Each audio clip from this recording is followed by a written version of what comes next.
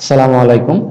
এখন আমরা যে জিনিসটা দেখব সেটা হচ্ছে যে আমরা আমাদের সিস্টেম থেকে স্মার্ট এডু সিস্টেম থেকে 14 ভার্সনের, সো সেইখান থেকে হচ্ছে আমরা কি করতে পারি, একটা স্টুডেন্টকে কিভাবে অ্যাসাইনমেন্ট দিতে পারি, আবার সেভাবে কিভাবে স্টুডেন্টের কাছ থেকে সেগুলো কালেক্ট করতে পারি।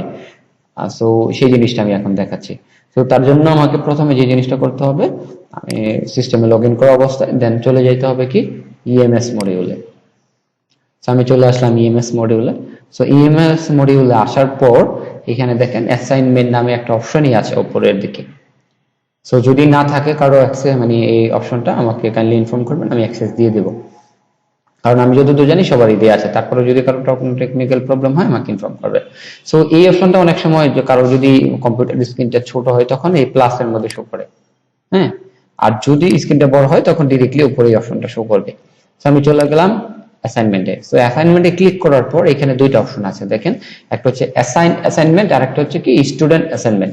অ্যাসাইনমেন্ট হচ্ছে কি আপনি স্টুডেন্টকে অ্যাসাইনমেন্ট অ্যাসাইন করতেছেন, দিয়ে দিতেছেন যে না এই হচ্ছে তোমাদের অ্যাসাইনমেন্ট, এই ফরম্যাটে তোমরা করবে, এত তারিখে জমা দেবে সেটা।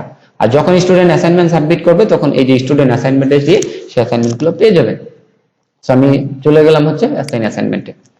সো দেখেন যখনই অ্যাসাইনমেন্টে আসলাম তখন এখানে কি ক্রিয়েট নামে একটা অপশন আছে, তো আমি ক্রিয়েটে ক্লিক করলাম। তো দেন হচ্ছে কি যেই অ্যাসাইনমেন্ট আমি ক্রিয়েট করতেছি সেই অ্যাসাইনমেন্টের এখানে নাম চলে আসছে, আমি কি অ্যাসাইনমেন্ট দিচ্ছি। কথার কথা আমি একটা শর্ট ফর্ম নাম দিচ্ছি, আমি একটা এইচডব্লিউ দিচ্ছি, সেটাই আমার একটা অ্যাসাইনমেন্ট। স্টুডেন্টরা সিস্টেমে সেটাকে জমা দেবে।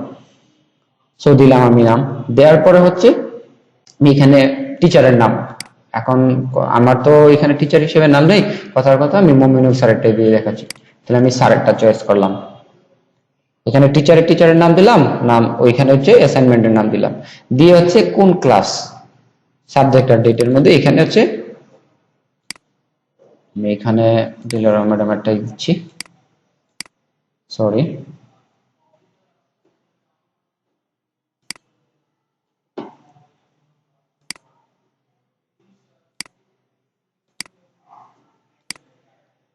আমাদের একটু এখানে একটু একটা জিনিস সময় লাগতেছে, আমি একটু আবার সময় নিচ্ছি।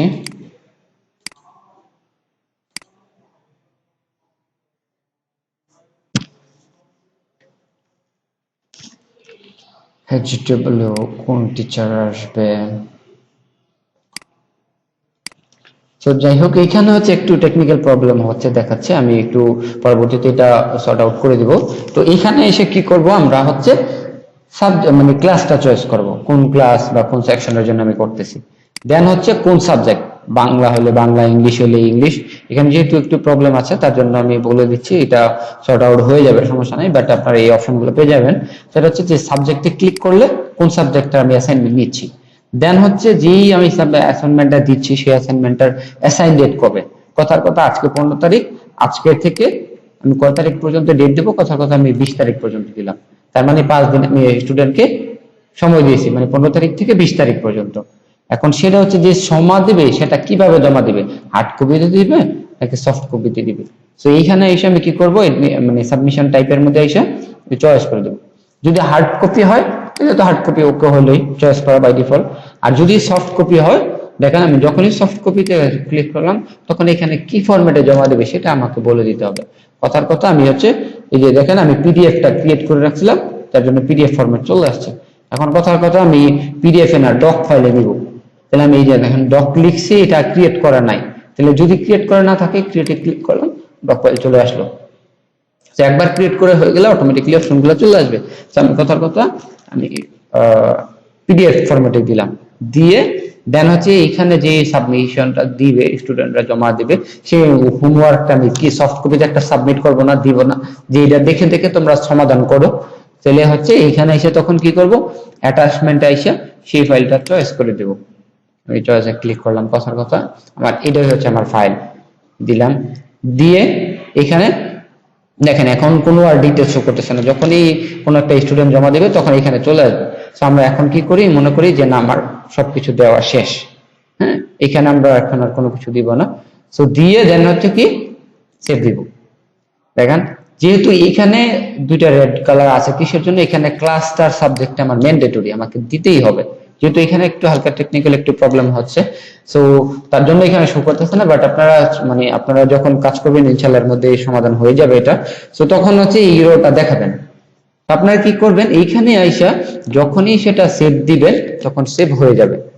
এখন আপনার কি হবে সেটা হচ্ছে যে স্টুডেন্ট যে সাবমিট দিবে, আপনার কথার কথা যে আপনি অ্যাসাইনমেন্টটা তৈরি করলেন, এখন আগে থেকে তৈরি করলেন আজকে 15 তারিখ, বাট আপনি 10 তারিখে অ্যাসাইনমেন্টটা তৈরি করে রাখলেন, বাট 15 তারিখে যে সেটা অ্যাক্টিভ হবে, তাহলে 15 তারিখ আজকে, তখন এই যে যখনই সেভ দিবেন তখন এখানে অ্যাক্টিভ অ্যাসাইনমেন্ট এই অপশনটা থাকে।